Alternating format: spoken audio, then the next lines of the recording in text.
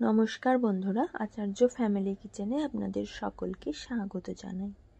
আজকে আমি একটি ইউনিক ইভিনিং স্ন্যাক্স করে দেখাবো। খুবই টেস্টি একটি রেসিপি। দেখতে থাকুন কিভাবে বানাই। এক বাটি সুজি দিয়েই খুব সহজে এই রেসিপিটি করা সম্ভব।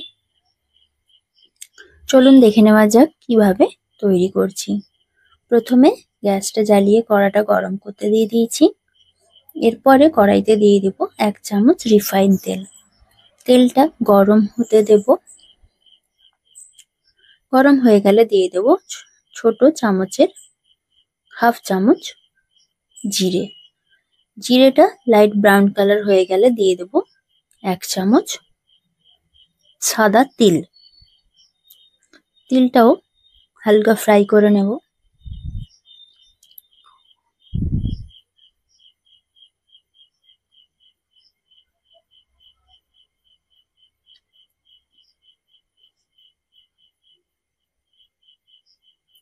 দেখুন জিরে আর তিল খুব ভালোভাবে ভাজা হয়ে গেছে। এবার দিয়ে দেব 1.5 বাটি জল। যে কোনো মেজারিং বাটিতে বা কাপে করে 1.5 বাটি জল দেব। আর দিয়ে দেব 1 চামচ নুন। সেই সঙ্গে 2টো শুকনো লঙ্কা থেঁতো করে রেখেছিলাম, সেটা দেব। আর দেব 4টি কাঁচা লঙ্কা থেঁতো করা।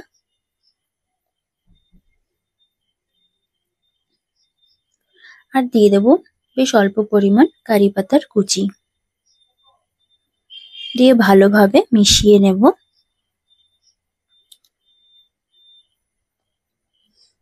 দেখুন সেই সঙ্গে লঙ্কার জন্য কালারটাও চেঞ্জ হয়ে গেছে এবং এই সময় ফুটে উঠেছে জলটা। জলটা ফুটে উঠলেই দেব সুজি। এরকম একটি বাটির 1 বাটি সুজি নিয়েছি। সুজিটা জলের মধ্যে বেশ অল্প অল্প করেই দেব। একসাথে দিয়ে দিলে ডালা পাকিয়ে যাবে। অল্প অল্প দিতে থাকবো আর মেশাতে থাকবো। পুরো সুজিটা দিয়ে বেশ ভালোভাবে নাড়াচাড়া করব।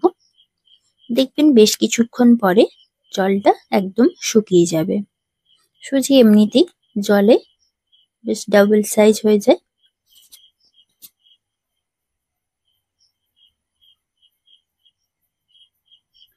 এরপরে দিয়ে দেব সেদ্ধ করা আলু 1টি।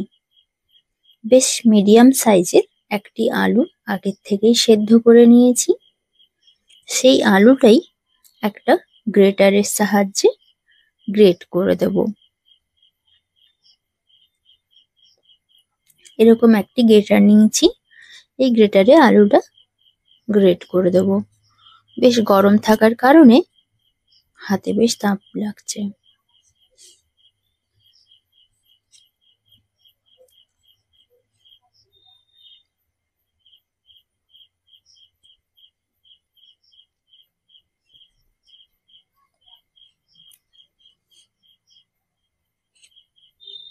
এইভাবে পুরো আলুটাকে গ্রেট করে নেব।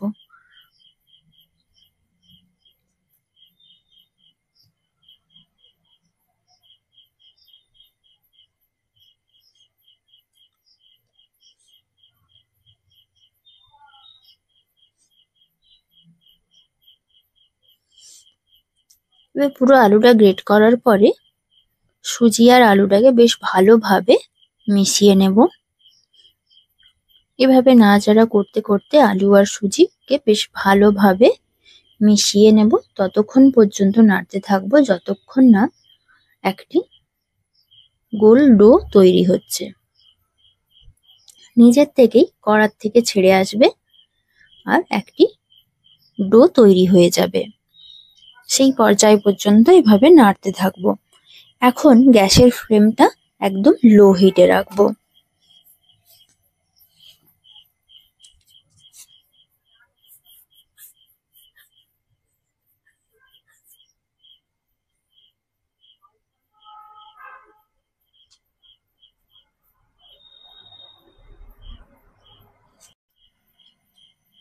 দেখুন কেমন ভাবে ডো পাকাতে শুরু করেছে। এই পর্যায়ে আমাদের ডোটা কমপ্লিট হয়ে গেছে। এখন আমি গ্যাসের ওভেনটা বন্ধ করে দেব। এবার একটি কাঁচের বোল নিয়ে নিয়েছি। এই কাঁচের বোলের মধ্যে ডোটা দিয়ে দেব।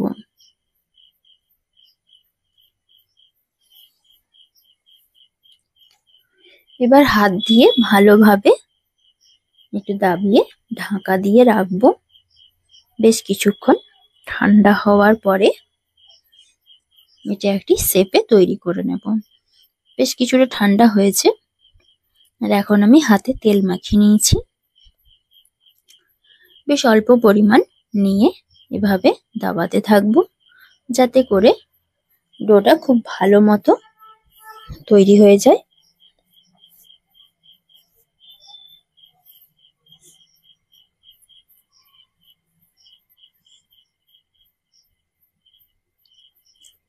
দেখুন ঠিক এরকম একটি শেপ দিয়েছি।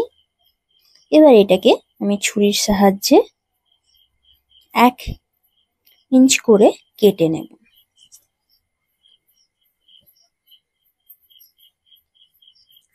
আপনারা যে যেমন সাইজের পারেন করবেন। আমি ঠিক এরকম একটি শেপে তৈরি করলাম।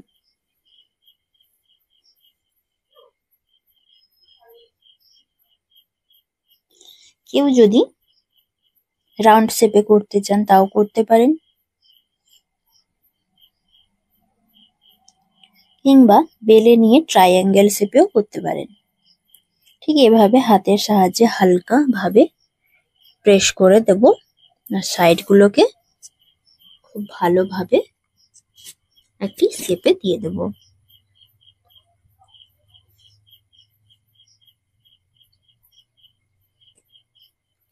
দেখুন এভাবে একটি তৈরি করে ফেললাম। বাকিগুলো একই সাথে তৈরি করে নেব।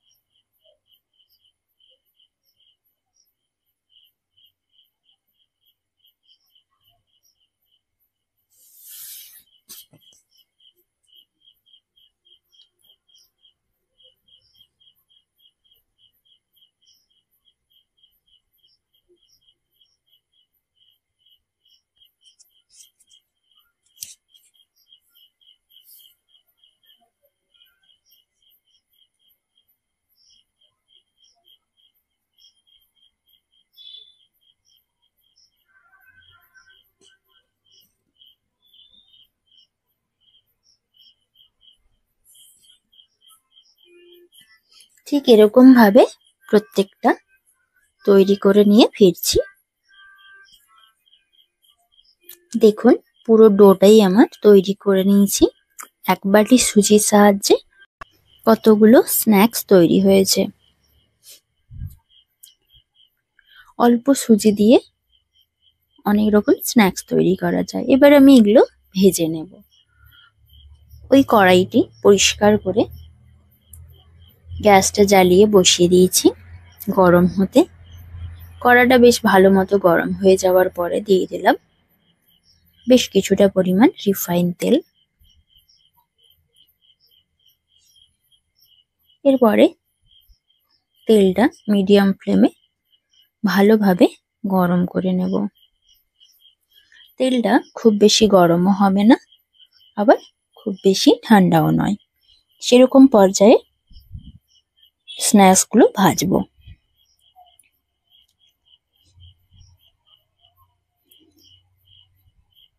তেলটা মিডিয়াম গরম হয়ে যাওয়ার পরে দিয়ে দিলাম স্ন্যাক্সগুলো। দিয়ে একদম মিডিয়াম ফ্লেমে ভাজতে থাকবো। এই পর্যায়ে হাই টু মিডিয়াম ফ্লেমে রাখবেন। লো ফ্লেমে রাখলে সুজিগুলো কিন্তু সুজির যে আমরা স্ন্যাক্সটা তৈরি করেছি সেটা ভেঙে যেতে পারে।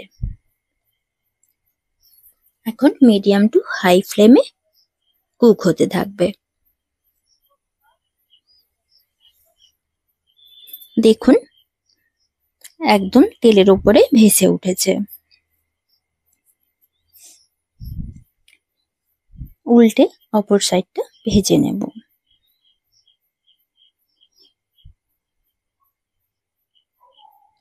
এবার দেখুন গোল্ডেন ব্রাউন কালার হয়ে গেছে। এখন আরো বেশ কিছুক্ষণ মিনিট খানেক নাড়াচাড়া করে একদম লাল লাল করে ভেজে নেব। ভাজা কমপ্লিট হয়ে গেছে। এবার আমি একটি ছান্তার সাহায্যে তুলে একটি প্লেটে রেখে দেব।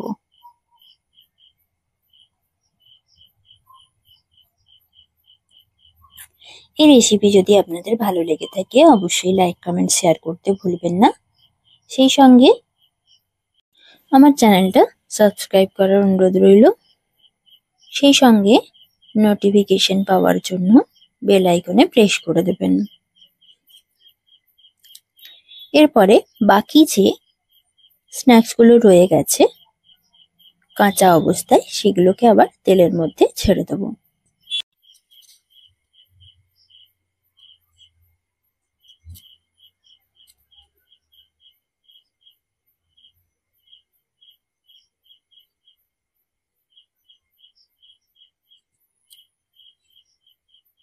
এগুলো বেশ লাল লাল করে ভেজে নেব।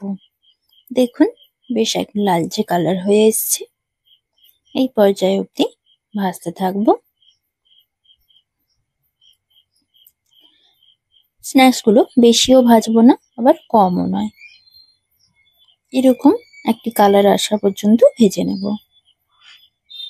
এগুলো ভাজা হয়ে গেছে। এবার আমি তুলে একটি প্লেটে রেখে দেব।